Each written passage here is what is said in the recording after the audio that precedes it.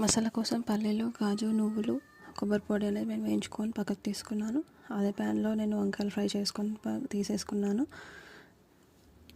మరి అదే ప్యాన్లో నూనె వేసుకొని మసాలా ఐటమ్స్ అనేవి వేసి ఫ్రై చేస్తాను. ఫ్రై చేశాక ఆనియన్స్ యాడ్ చేసుకుంటాను.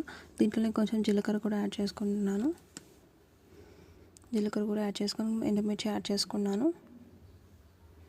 ఎండుమిర్చి ఫ్రై అయ్యాక ఆనియన్స్, కరివేపాకు అయితే యాడ్ చేసుకున్నాను. ఆనియన్స్ వేడెక్కాక కొంచెం ఇంగువ అనేది యాడ్ చేసుకుంటున్నాను.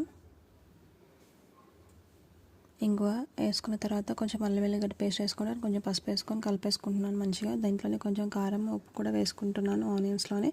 ఎందుకంటే కారం, ఉప్పు మంచిగా వేగితేనే టేస్ట్ వస్తుంది. సో అందుకని చెప్పేసి నేను దీనికి ముందుగానే కారం, ఉప్పు అన్నీ ఆనియన్లోనే వేసేసి మిక్స్ చేశాక కొద్దిసేపు బాయిల్ అయ్యాక నేను ముందుగా చేసుకున్న మసాలా మిక్చర్ని వేసేసాను. అది మసాలా ఉడికాక వంకాయలు వేసి